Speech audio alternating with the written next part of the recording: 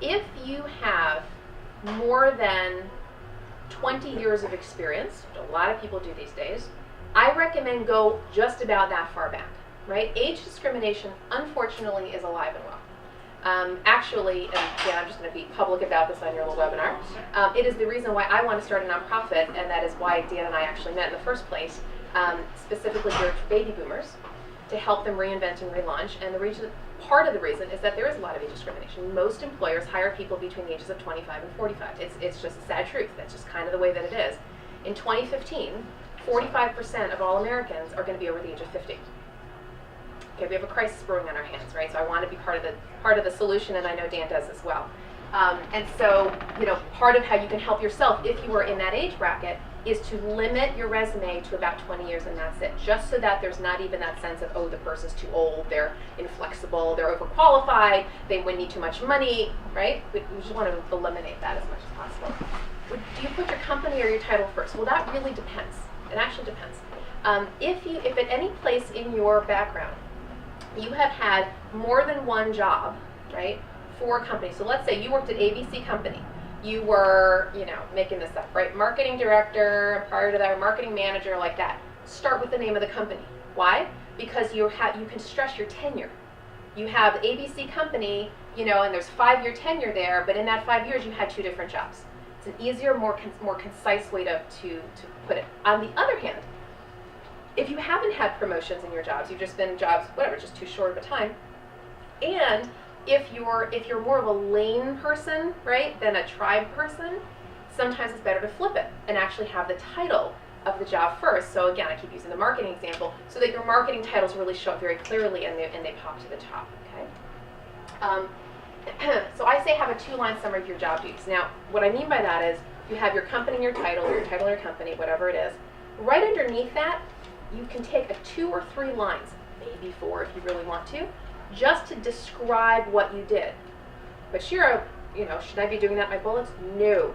Your bullets are for your measurable accomplishments. They are not for your job duties. If you want to list your job duties, if you want to even say this is the budget size that I managed, this is the number of people that I supervised, this is kind of what I was responsible for, the best place, the most elegant place to do that is right underneath title company.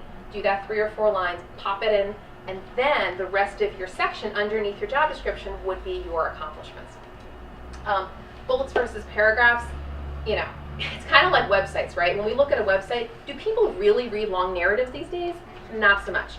Same thing with your bullets. You don't want your bullets to be too long. I have clients who will do that, and sometimes that's okay.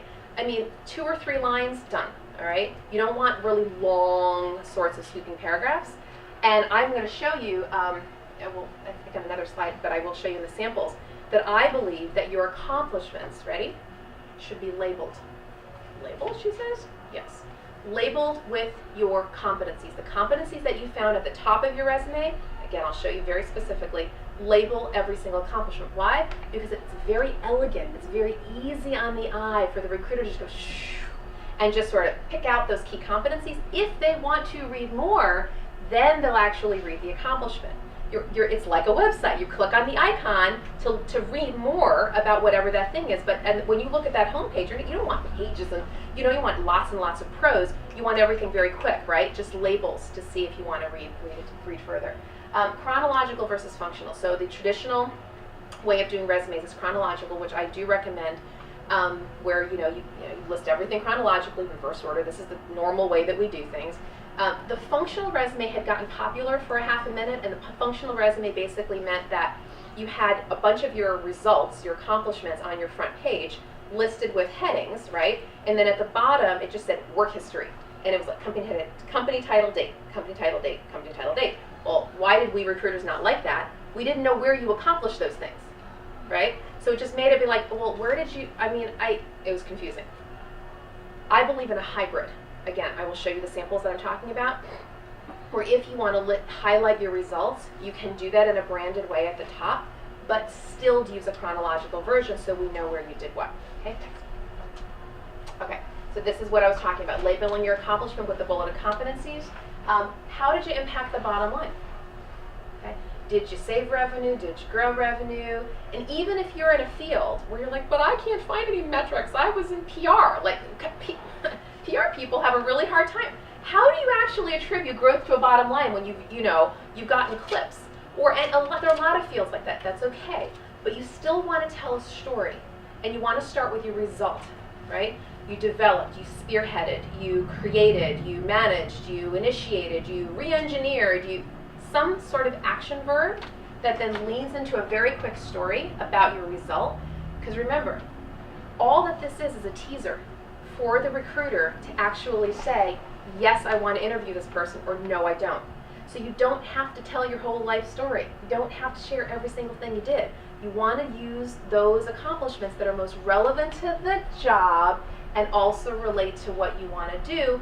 And if you just highlight it very quickly, in the interview they can ask you more about that story. Okay? So use action verbs, and then again, prioritize according to the job specs.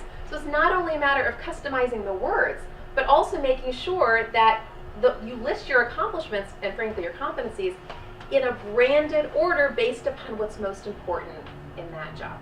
Okay, next. Okay, education. This is a quick one, but I just kind of feel I have to say it. For the most part, 98% of working professionals who've been working for over 5 years, let's say, right, are going to list their education at the bottom. But there are two situations where you wouldn't. First, if you are a recent college grad, that absolutely would be the place to put it all up top. But there's a second reason why you might want to consider putting it up top. If you are changing careers and you've recently gotten a master's in something or some other kind of higher education to indicate, hey, hello, Mr. Recruiter, like I'm career changing here. I took time out of my life to do this additional degree. That case, you may want to consider putting it up top, right? Just so that it pops like, oh, okay, you called yourself a financial services professional, and you just went and you got your Series 6 or 63.